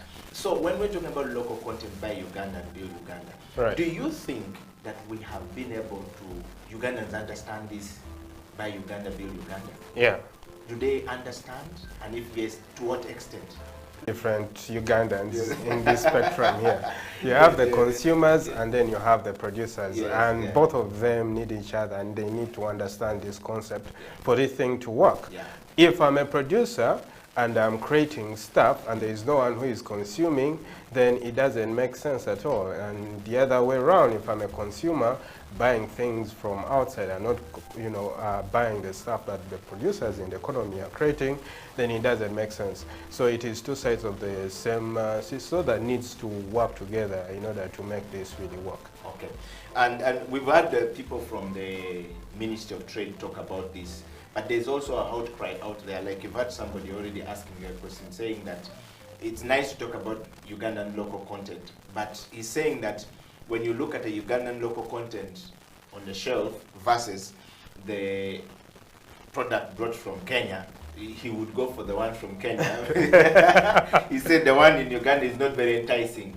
Which takes us to branding and product development and communication, which is a discussion we've set to have with an expert coming in at some point into the program as we progress in discussion of the local content. But specifically, how were you able to package your product, you know, locally made here, package your product and be able to sell to people, even though some of them are imported products? Yeah, so to respond to that user, that's a consumer right there, saying that, yes, I want to buy your stuff that, you know, people in the economy are producing, but they don't live up to my standards. They don't live up to my expectations. And since we are living in a free market economy where people are willing to, you know, pay with willingly with their money, they are, you know, they're just going to sidestep your product, and they're going to buy the product that they think fits their standards.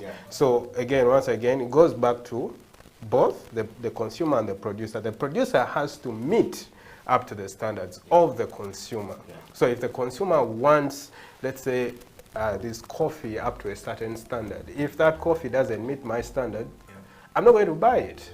Right? Yes, you're putting your hard-earned money and your time and whatnot, but it doesn't meet my standard. And since we are living in a free market economy where no one is coerced to buy a certain product, then you're going to lose out. So the producers have to meet that standard that the consumers are expecting at the price that they want it. Wow. David, I want to read something coming here for you. Somebody has said, Eddie Okila, thank you very much for the program. I like what David Ukwi is talking about, but I want to know, when I go to Oduka stores, the branding looks really deep, and most people in Uganda, when they create products, they spend a lot more time in creating the products and not the look and feel of the product. How was he able to, you know, come up with that mindset to create something that looks like this? It's not a typical Ugandan website where you go there and the branding is looking so weird and not good. Perhaps a lesson can be picked from David Ukwi. What did he live abroad, or was he working with some people abroad, or the website is basically designed abroad? That's the question there for you, David. Yes. No. The website is designed and developed strictly from Uganda by Ugandans. I'm actually part of the team, the developers. But I think you heard Jeremy Banyanzi here. Yes, who was saying about branding and all that. And I liked his talk. And basically it boils down to a brand is your promise. What are you promising the customer, right? And can you live up to that promise? That's what it is. It is, brand is who you are. It speaks a lot about you as an individual first and foremost, and what you're bringing out to the market. Yes, when you look at for example, the House of Talent branding, which I absolutely love and adore, it's delivering a certain promise, it's delivering a certain message, and it's saying we are here and we are all about local content, we are all about local talent, and we are here to develop really great content that is informative, that is there to build the country and the nation. That is what a brand is, more than the colors and all these cosmetics that come to augment that brand. Yes. Well, we're talking to David Ukwi, and you're on the Creative Industry Talk. We're discussing local content development. Of course, it's a broad topic. You know, everybody is talking about local content development. But products out of Uganda, locally we are creating these products. Who is consuming them? Can they stand the test of time? You know, do they have the value? Can we export this product going forward? That's what we're talking about. We want to dive more deep into this topic with David Ukwi, talking about system and e-commerce and system integration. David, a lot of times we've discussed so many things about e-commerce. COVID-19, of course, came and opened up the door for this to work in Uganda. Right. We were forcefully taken into a lockdown, and somehow the president kept saying, use border borders to buy things, buy vegetables from there. Yeah. And it started to work out slowly, you know, deliveries are there now. But the downsides of some of these things that we're talking about was ability for the money to move from one end to the next. There are times when the mobile money system is completely down, you send your money, and then the mobile telecom guys tells you, you call customer care service, we will work on this thing in 24 hours. You have food, you need food, and this deliverer or the producer of the product is not going to deliver the product to you because you need food, you're in the lockdown, and you're being told 48 hours. It brings a question to mind, David. What is e-commerce? Is it understood in the African context, for example? In Europe we understand, but in Africa, is it understood? And let's zero down to Uganda. Yeah, we have to contextualize it. The way that Amazon works is not going to be the way, it will never work in Uganda here, because you have certain infrastructure that allows for Amazon to work in the US or in Europe. You have the postal, the post office system, you have the good housing structure with plot numbers, and you know, you have a delivery system, logistics network already built in there. You have a payment method powered by Visa and credit card. There is a whole infrastructure that has already been laid for hundreds of years, way before Amazon even, you know, came into the market. And for us, we have managed to leapfrog some of those things. For example, we don't have a telephone system. Do you have a telephone at home? The landline. Yes, yes. Which is wireless, it's chargeable, it can go off. Yeah. The traditional one we had with UTL is no longer working as it used to be, yes. So we leapfrogged the telephone system as we know it to mobile phones. It does the same thing. It's all about communication. Excuse me. It does exactly the same thing. So here we have border borders which are really agile and fast. They can, you know, cut through jam, and they know the local places and all that. In Europe, you probably have vans and all, you know, trucks. Even and all riders that, themselves, yes, yes. Exactly. So we have different sorts of infrastructure, and we have to find ways that we have to design systems that work with the existing infrastructure. Yes, and that is what e-commerce or Duka is trying to do and adapt. Where we don't have payment system like Visa, can we use alternative payment methods that the customer can still use, right? And we've actually seen a lot of progress and success in adoption of, say, cash on delivery and mobile money on delivery. Yes. So somebody is not going to pay upfront on mobile money, but they're going to wait until the delivery guy comes and then they pay using mobile money. Then you ask yourself, why did they pay? Earlier before using mobile money, yes. On the website. Yeah. But this is the economy. This is your customer. The customers prefer that they see the product or the package. You have arrived. Okay, now let me pay. Okay. Because trust isn't yet built for online businesses. There are a lot of shady guys out there. They can fleece you. They can, you know, run away with your money. What are you going to do? And it has happened. So people are skeptical. The trust system is still built in, and stores like Oduka are coming up to rebuild that trust and say, okay, you can trust us. You can order and pay online, and then your order will come. Yeah. Yes. So those are some of the things that we are trying to do in the market. Yeah. David, there has been a very serious issue here in the market before. In fact, it's an ongoing challenge as we speak right now. The banking system versus the mobile system. Yeah. Somehow COVID-19 came in and people were not working and a lot of people were not earning. Yeah. But already it was a problem that was brewing there. Yeah. That the economy started slowing down because of politics and elections and all that stuff. Yeah. It's been going on for some time. Yeah. People started to, high taxation started to make people keep money in their bedrooms or in their, you know, under their beds. Yeah. Or some in a box. And then of course the high rate of corruption in the public system have also, you know, sort of like made it difficult for people to put money in the bank. Yeah. Now, there's a time when people are not putting money in the bank. There's a time when you put your money in the bank, and then when you want to use your money, they make it very difficult for you to use the money. Yeah, yeah. And then there's a time when you you have money, you want to bank it. Yeah. And then the banking system using mobile money you have on mobile money to put in the bank is also giving you a time. So people get frustrated. And you know what?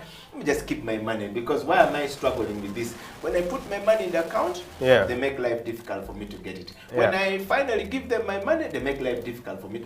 My hands to just keep my money there. Yeah. This has been going on for some time. Yeah. And it's frustrating for a customer who is trying to buy goods and services, you know, online. Yeah.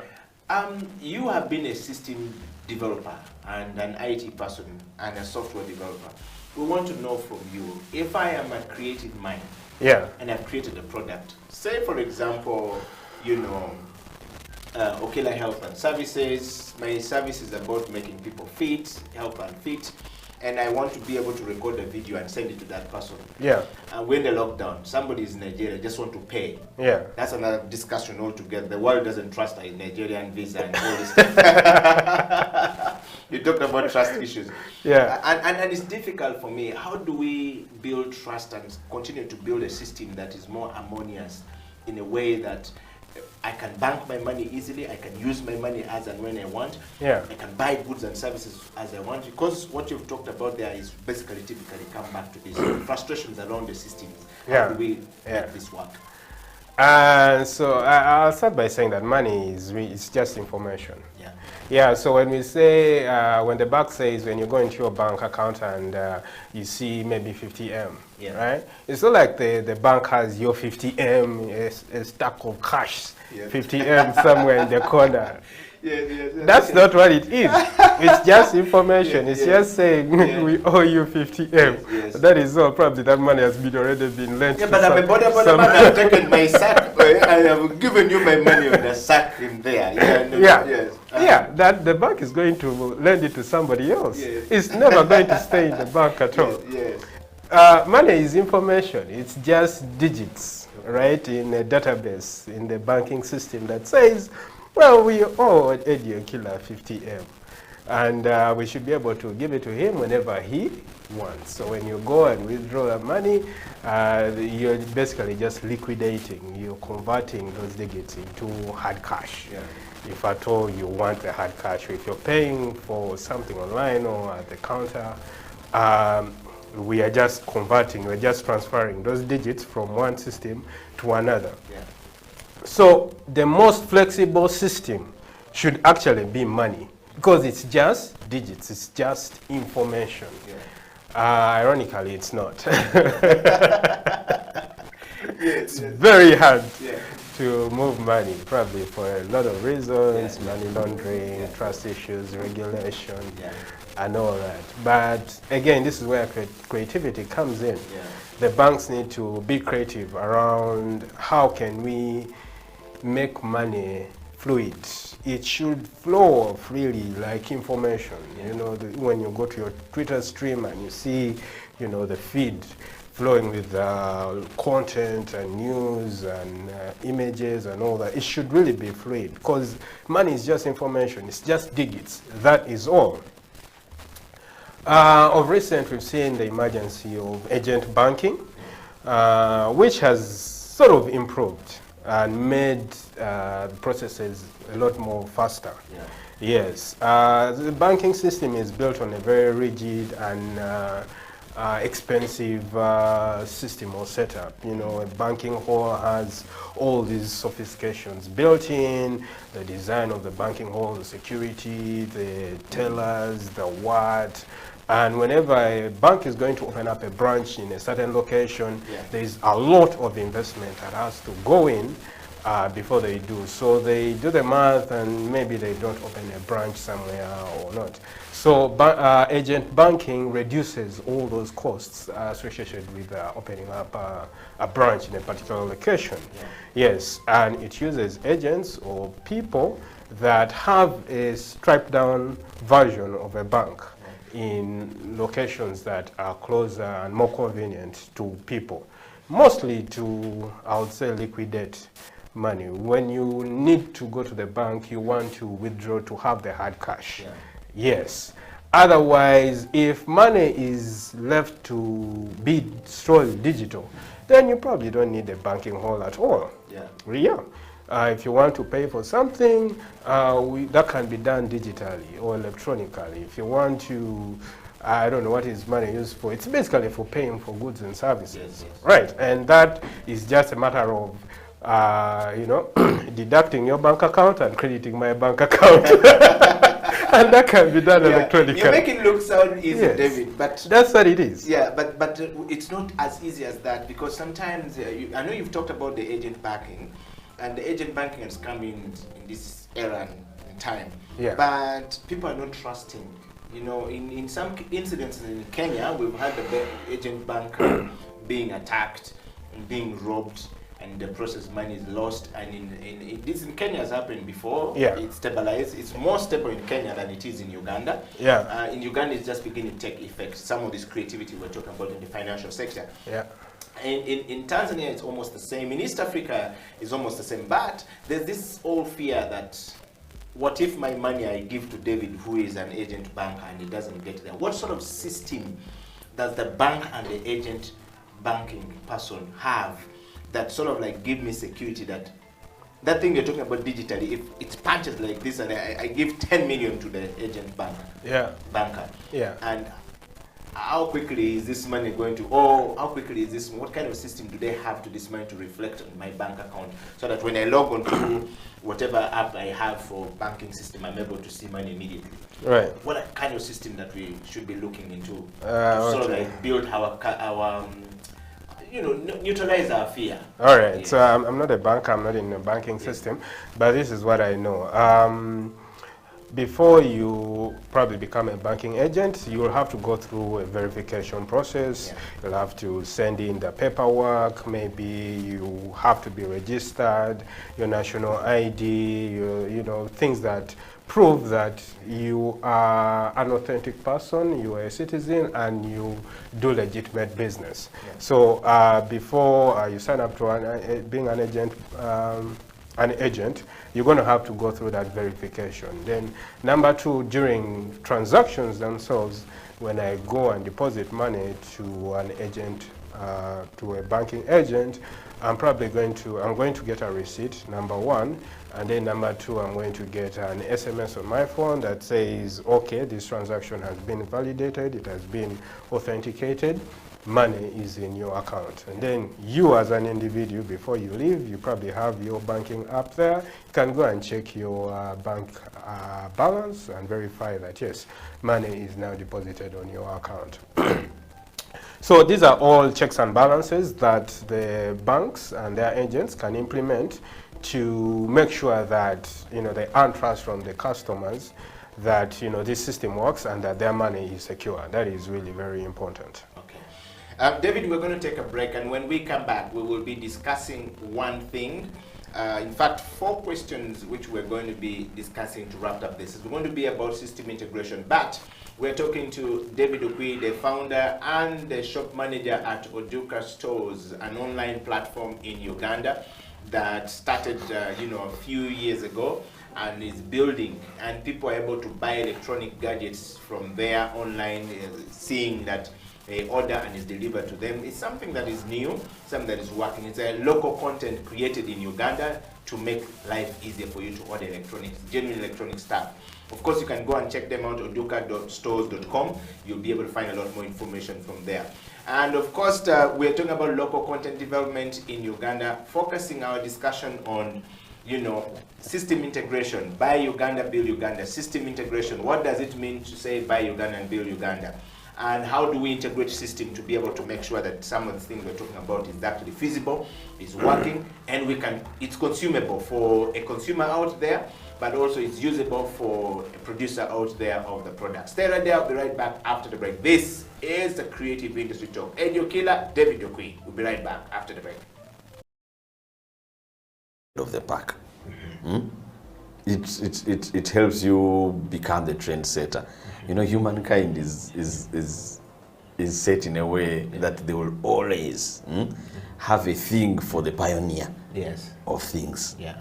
So we see it, if you think about these big corporations we see in Uganda and how they advertise and the different promotions they bring, you will somehow the target market will always have the pioneer front of mind. So for me, creativity, that is how important it is, because you will get the masters, you'll be an A-lister on the papers. But if you do not know how to channel, because there is not one company in the arts or in business, as we know it, there's not a company that hires more than 10 people, and all of them are not creative. There is always creativity in a company.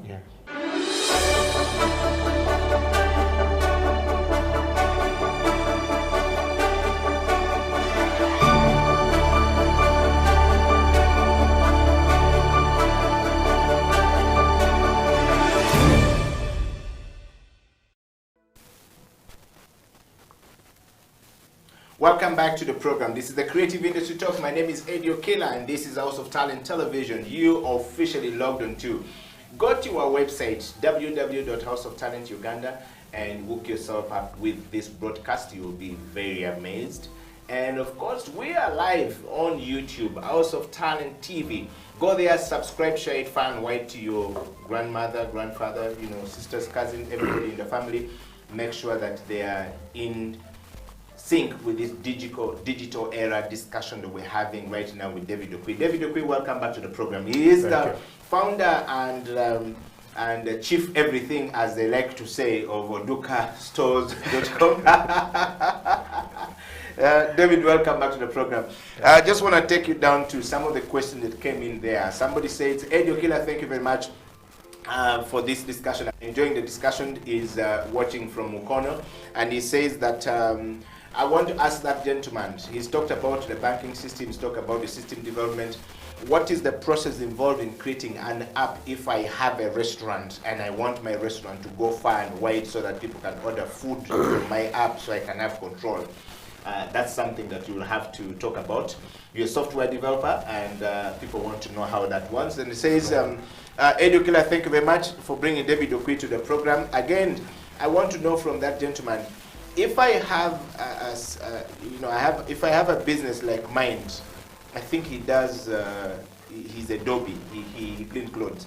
And he says, if I have a business like Mind, Adobe, and I want to have an app which tells people that I clean clothes, and you can bring your clothes to me, and I can send border borders or whatever to drop it and pick it, how much does it cost? It looks like it's so much money according to him. I mean, again, this is something we talked about it. Welcome back, guys. We want to talk about system integration, and I think that Woody is plugged in very well. You've talked about buying stuff online, paying stuff online. Now, of course, we still have challenges, but there are a lot of systems created. The banking system has a system that they use. The mobile telecom communication companies have a system that they use. How can this system be integrated together so that we're able to sort of like be able to pay for goods and services seamlessly without having a problem? Right. If I need something from here, and then creative industry TV talk is all about solution for this. And I want to just make people understand that, creativity in business is a nifty way of thinking, all right? And that's always inspires the person, challenges the person to think beyond, and helps people to find innovative and creative ideas of solutions for their problems. Like you've talked about, you are an engineer. Engineering is about finding problems and solving problems. On that note, David, what is creativity in system integration to you? For example, I want to just look at payment for goods and services in Uganda. From your perspective, how can this be integrated? Yes. Thank you very much. That's a good question. It all starts from, yes, it starts with a problem, but it also involves the customer, the user, the person who is ultimately going to use these systems. Yeah. You can build the most sophisticated system out there, but if the customer is not integral into the design of the system, then it won't work. I think it's called user design, Yes, I mean, human-centered design. Thank you. Yes. Human-centered design, yes. So the user has to be at the center of the design of the problem that you're trying to solve. Yeah. And so that when you solve it, the user is the first to adapt it and use it. Yeah. Yes. So it begins from there. Now, talking about all these payment systems and how they should be integrated, we need to think about the customer. How do they work? How do they live? And then how do they pay for goods and services? So when I go to the market to buy groceries, right? I'm buying maybe tomatoes, milk, whatnot. How am I paying for those goods and services? How much do I have? How much am I willing to spend? All those are, and then how fast do I want it to happen? So the thing about cash is that, one, it is really fast. So if you have tomatoes of 1,000, I'm just going to pull out 1,000 shillings and give it to you. Yes. And then I have my tomatoes. Yes. That is in a split of a second. Yeah. Now, you come up and say, no, let's get that out of the way. We have a better solution here. We're just going to give you a POS machine, and then when a customer comes with their card, they're going to... By POS, you mean point of sale? Yes, yes, yes. And then they are going to, swipe their card and then going to pay. The question is it going to be as fast as the system that I already use? Is it going to be similar or even better than the system that I'm already used to? Is it going to be faster than that cash system that I'm used to? So that's the question. If it is not, people are going to shun it. They're not going to use it because cash is fast. It's the system the thing that I've been using has been working. As the old saying goes, if it is not broken, then don't try to fix it. Yeah. Yes, it's the same thing. Wow. David, that's a good answer there. I hope people are actually taking note of that. We're talking about system integration in this whole thing about content creation, product development, buy Uganda, build Uganda. You have a very good product, but your payment system is so weak. I can't use mobile money to pay you, or the mobile money network I'm using, things like AfriCell, who are now running away from the market, are not able to deliver, the network for me to pay the other side. It's a problem for me. It's a frustration for a customer, and they'll have a problem. Yeah. That said, David, What are the 5 creative system integration, in bracket, cooperation methods for local products to adapt at this, stage of COVID-19 situation that we're in? What 5, nuggets or nuggets or whatever we call it in Africa, can you give us that we can look into and say, okay, creatively, this system can be integrated from this point to this point to this point to make this. I'm a local producer. Yeah. I want to know what to do. Okay, so at the core of it all is that you have to adapt. Yes. Right. So, for example, now during COVID-19, we know that most people are working from home. Yes. And working from home means Zoom calls and all that. Zoom calls, people attending meetings, and if I'm attending a meeting and I'm in a Zoom call, then I'm probably not going to put on a suit. I'm not going to need certain clothing that I previously needed for physical meetings in corporate offices and all that. Yeah. So if I'm a boutique that has been selling suits, do you think that will work in the COVID era? Probably not, because now people are not wearing suits anymore for their meetings. You probably have to think about something that is well suited for that particular, for the change that has happened. Yes, the same thing when we look at telcos. For example, voice was a big deal, but now when work from home started, there's a huge demand in internet. Everybody needed internet for attending meetings, for attending school, online learning, and all that. But you know what happened? The telcos didn't deliver, and they didn't quickly adapt to the change that required them to be relevant and satisfactory to their customers. Internet became very slow. Your Zoom call was cutting all the time, and people were very frustrated because now the thing that they needed for the time was not able to adapt to the change that had happened. Yeah.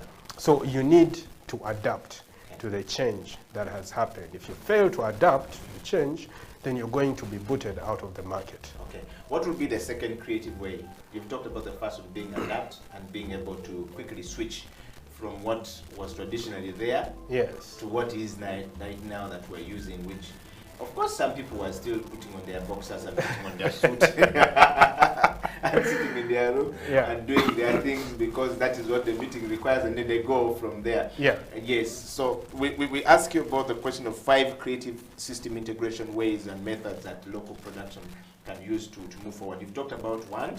Adaptation. Yeah. All right. Adapt to the new things. And the second one, you talked about being able to see that this product is no longer being good or needed. What can I bring in? Kitenge, shirt. What do I give these guys that I can just throw in quickly and do the thing? Maybe the third and the fourth. Maybe the second I'll say is that empathize, which is literally put yourself in the shoes of the customer. Yeah. Yes. COVID has happened. People are losing their jobs. You are a landlord. You're demanding 5 months in advance of rent. Does that make sense? So you have to put yourself in the shoes of the customer and ask yourself, if I was in this position, how would I respond? How would I need to be treated? We saw hospitals charging ridiculous amounts of fees to patients in very, very hard times. They were not empathizing, they were not putting themselves in the shoes of their customers. Yes. So put yourself in the shoes of the customers and ask yourself, if it were me, how would I respond to that particular situation? Yeah. Yes. And one more, David, on that system integration, the creative ways. A lot of vegetable sellers around the time of COVID, and still is going on, were not able to, deliver goods and services. While because the mobile system of money, the agents didn't have money. Right. The banks were closed. Right. We're not able to put in the physical cash. Right. To be able to pay for the system, to be able to pay for the goods. Yes. And at the same time, the banks are closed, I can't go and get money, and I'm stuck, and then the network was down. How can we make this system work together? That's what we're talking about, the creative system integration that allows for this system to work together so that at no particular time should I be stuck Yeah. in trying to access goods and services, Right. or a local product, because it was easier for me to pay for a product coming from abroad and perhaps DHL would deliver it than the one locally here. Yeah. Yeah, so it's very difficult. Yeah. So you need to be flexible. You need to think on your feet and say, okay, the situation has changed. This is what we are dealing with right now. How can I handle it? I need the customer's money, and I need to stay afloat in business. How can I achieve my end goal, right? So for example, I'll give you an example at Oduka Stores. We had a physical store in Tinda, but during COVID, because of lockdown and all that, the physical store became redundant. But we're paying rent. In other words, we're just paying rent for free to the landlord, right? About 90. Close the physical store for the time being, and save that money and probably put it into something else for the business. Yeah. Yes, so you have to be flexible and find ways to adapt to the current situation while achieving the end goal, which is surviving and staying in business. Yes. All right. We're listening to the close. This is the Creative Industry Talk. Eddie Okila, David Okwi. We're discussing local content development. How do you start a product? How do you, a case of Oduka Store, and the founder is here. David Okwi is also the shop manager. People think that you're going to have to throw a little bit more light on the, starting an online, shop, and then you being a shop manager. People think that being a shop manager is just show up in Mutasa Cafero or whatever, somewhere in Tinder, and then just sit there and you call yourself, I'm a shop manager. But now when you say I'm a shop manager online, they don't understand. You're probably wondering, this guy must be crazy. There's no shop, it's virtually, nothing is there. But at the back end of this thing, David, there is goods and services in the store somewhere. Yeah. And it requires the person to be there to make sure it works. Yeah. On that note, before you answer that, I want to give you this question as well. Yeah. So, what is the forecast of creative system integrations? From an architecture, point of view, to make things work, and to come up, make things work so that a common person, like I've asked you the question, can understand. Yeah. Like I've talked about shop manager Oduka. Yeah. Online. Yeah. And then people like Ron Kawamaras, and I saw him this morning talking. People don't understand them because they are on the other end. They think that they don't understand the whole concept of being an online shop manager. How does it work? When you're an online shop manager, you're exactly that, but you're a virtual shop manager, let's say, or a shopkeeper actually.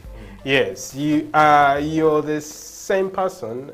You're similar to that person who is waiting on the counter, waiting for customers, and fulfilling their orders. Except here, that the customer is not coming to the counter to you to hand you cash and then ask you questions and all that.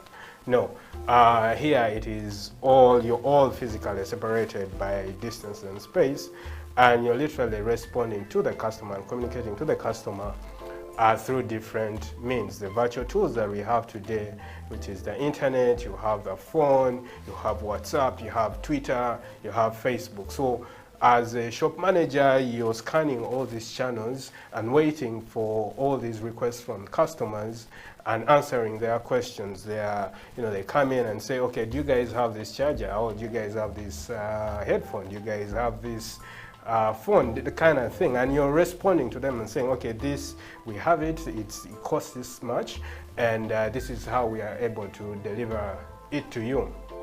So it's exactly the same thing, except that you're scanning all these virtual platforms and sales channels, are responding to customer queries, and then fulfilling their orders using delivery and logistics mechanisms that are available on the market. Okay. David, it sounds very interesting and intriguing at the same time. Were you guys also sleeping in the market during the lockdown, like the president said? That the shop owner should sleep. Were you guys also sleeping in the market like these guys in Nakasero? How was it going your end as shop managers at the time? And so when you're running a virtual store, like Oduka, your warehouse or where you store your inventory is irrelevant to you and to the customer. It doesn't really matter where this inventory is stored. As long as it's in a secure place, it's in an easily accessible place for the person that is fulfilling that order. Yeah, so that could be in your home, in your house. It could be in a rented warehouse where you pay a monthly fee to, store this inventory. Yes, when an order comes in, you will have to have a mechanism of reaching out to that particular item that the customer has in the inventory or in the warehouse, and then sending it or dispatching it to the customer. Yes, so you have all these different tools, you have these different platforms that are existent right now. I think Jumia has something like that, fulfilled by Jumia, so you literally send your stock to the Jumia warehouse, and then when a customer comes in, makes an order, they're able to fulfill it on your behalf. You don't even have to do it by yourself. If you manage inventory by yourself, that inventory could be at home, or it could be in a store somewhere that is easily accessible, and when an order comes in, you reach out to that warehouse or that store, and then you send it off. Or it could be in a store that is owned by somebody else altogether, somewhere in town or wherever. So in the spirit of system integration, we're talking about combining this system, because the border system has its own system that it operates on. Yeah. And Oduka has a system of people ordering stuff which you operate on, probably a lot of internet consumption and stuff like that. Yeah. There's a manual guy who just jump on the border, fuel the bike, and off he hits the road. How do you integrate these two systems together? When you order, Eddie Okila, border rider in Kamota, is going to get to know it now, or you still have to make a phone call, and then Eddie Okila has to go through some police checkpoints there, dodging things at 6 o'clock to get to you. Some point is arrested, or he probably knocks somebody trying to run away from police, and he said, how do you integrate these things together? Okay. Your story makes sense. So there are different layers here. There is your store, there is your warehouse, or there is the inventory, there is the ordering platform, which is your website, or it could be a marketplace like Jumia, Gigi, or your own website, or it could be on excuse me, on WhatsApp or your Facebook page or Twitter. Then there is the logistics network that can be managed by your own network of border guys. My border guy. Or it can be a third party like SafeBorder. SafeBorder has package delivery. Yes. Yeah. So that is a whole layer in itself. So when an order comes in, you're able to dispatch it through the SafeBorder package delivery system, and it works really, really well. So you need to look at all these different layers and say, am I going to manage the entire stack by myself? Meaning, am I going to manage the inventory, the warehouse, the delivery system, the payment system, the website, all that stuff? Is it going to be run by me, or am I going to have certain layers managed by me and then other layers are managed by a different third party? You need to figure out which one to outsource and which one to manage by yourself. So I have a question here. David says, somebody saying, Eddie Okila, thank you very much for bringing David Okui on the show. I'm learning a thing or two from here. I have a shop in Tinder, and I sell second-hand clothes. I've been struggling getting clothes to my customers. But could you please ask David Okui to shed more lights on how do I have a system. A friend of mine developed an app for me to sell clothes, and is working for me. So I can put Facebook, Instagram, and Twitter onto my app, and it gives me information in real time. However, I have a problem alerting a border guy. Every time I call, is either has no network, or is in a place where I can't get him, or he's riding. Is there a system, or how can we integrate the system I have so that when a customer places an order like this to buy a shirt or something, for example, I sell a lot of workout clothes, and during the lockdown, people were looking for them.